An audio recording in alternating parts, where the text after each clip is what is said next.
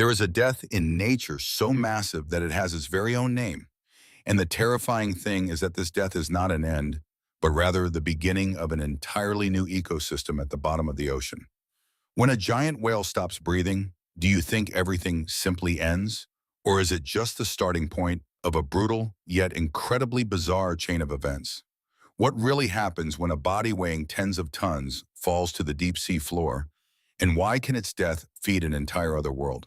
How a whale's death begins. To understand this entire process, we first need to look at how these giant creatures die. Whales are the largest mammals on the planet, and there are almost no natural predators capable of taking them down. Therefore, the majority of whales do not die from being attacked, but rather in a way very similar to ancient giants, slowly and inevitably over time. They die of old age, disease, or exhaustion. And what makes their death so cruel is their own bodies. Whales must surface to breathe. Unlike fish, they cannot extract oxygen from the water.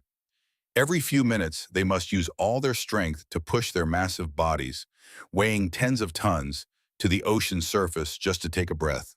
When they are young, this is not a problem. They surge upward like a freight train. But as they age, their muscles weaken and their energy depletes, making every ascent a real battle.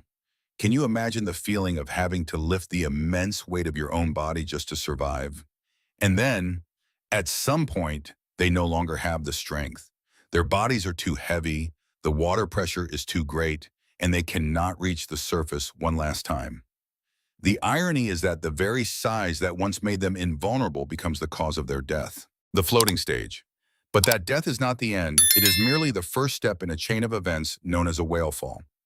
Strangely, the whale carcass does not immediately sink to the ocean floor, as many people think. Instead, it enters the first phase called the floating stage. When a whale dies, bacteria inside its body begin to decompose the tissues, producing gases such as methane, carbon dioxide, and hydrogen sulfide. These gases accumulate inside, causing the body to bloat like a giant balloon, which makes the carcass float on the surface for days or even weeks. You might wonder, if that's the case, why don't whales float when they are alive? The answer is that when alive, their bodies are dense and heavy, requiring them to swim continuously to maintain their position near the surface. But when dead, decomposition turns them into a naturally buoyant mass. During this drifting period, a brutal scene begins to unfold. Sharks, seabirds, and even other creatures rush in to tear at the carcass. Chunks of meat and blubber are ripped away, feeding an entire food chain. Can you picture an island of flesh drifting in the middle of the ocean, being torn apart piece by piece? But eventually, over time, the gases inside escape, the body gradually deflates and loses its buoyancy, and that is when the ocean begins to reclaim what belongs to it. The sinking process to the ocean floor. When the whale carcass begins to sink, it does not drop instantly, but descends slowly through thousands of meters of water at an average speed of a few dozen meters per minute. If the ocean is about 3,000 meters deep, this process can take nearly 2 hours. Imagine you are a deep-sea creature and suddenly see an unprecedented, massive object slowly falling like a meteor made of flesh. It is not just a corpse, but a colossal resource approaching. And the moment it touches the seabed is exactly when an entirely new stage begins. The scavenger stage. As soon as the whale carcass hits the bottom, a feast begins. Within hours, a multitude of scavengers appear from all directions.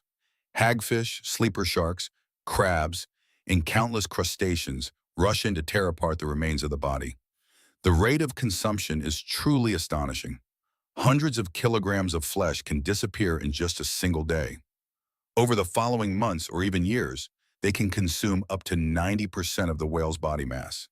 Can you imagine a giant creature being eaten away bit by bit until there is almost nothing left but bones? It is worth noting that the deep sea floor is inherently starved of food, so such a massive source of nutrition is like hitting the jackpot for the creatures living there. But after all that devastation, what remains is not just bones, but also organic matter that seeps into the surrounding sediment. The opportunist stage. After the large creatures leave, another stage begins where smaller organisms take advantage of what is left behind. Worms, small crustaceans, and bacterial mats thrive around this area. They burrow deep into the sediment, absorbing the remaining blubber and decomposing tissue.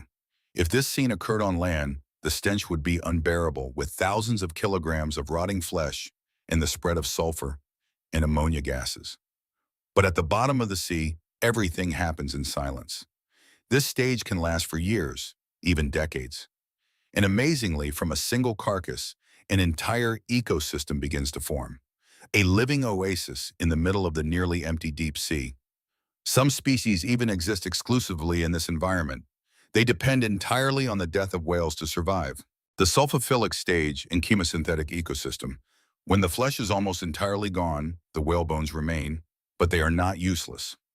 The bones contain a large amount of lipids, and deep-sea bacteria know how to exploit this energy source.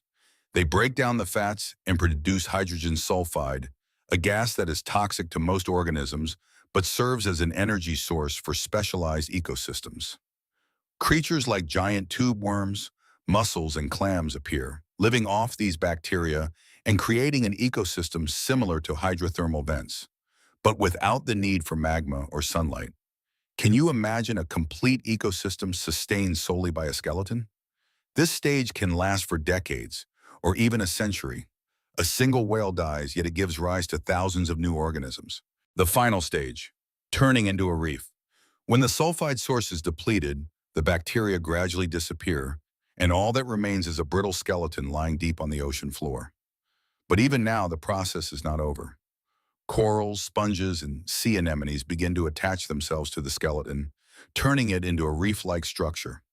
Small fish and invertebrates seek shelter there, no longer feeding on the whale carcass, but using it as a habitat.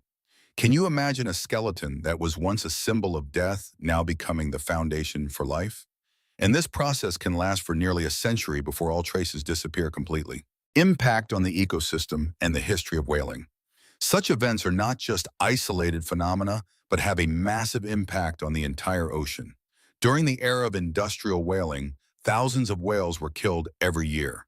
Many carcasses were discarded back into the sea after their oil and blubber were extracted, inadvertently creating countless whale falls. This caused a short-term explosion of life on the seabed. However, as whale populations plummeted, these ecosystems also suffered from a lack of food, causing a severe imbalance. A single death can sustain a whole community for years, but when too many deaths occur and then suddenly cease, the ecosystem is affected accordingly. Other causes of whale deaths. Besides old age and disease, whales can also die from ship strikes, killer whale attacks, or strandings. A massive ship weighing tens of millions of pounds can easily kill a whale with just one collision.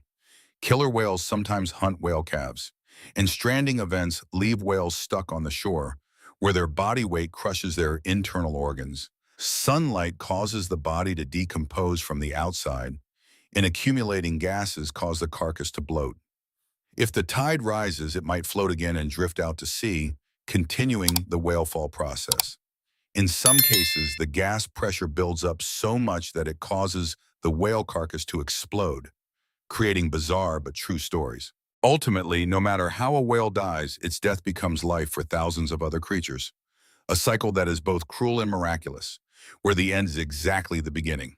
And perhaps no other creature on this planet can create such a massive impact after death. If you found this story both terrifying and fascinating, leave your thoughts below, and don't forget to like and subscribe to the channel to discover more bizarre secrets of the ocean.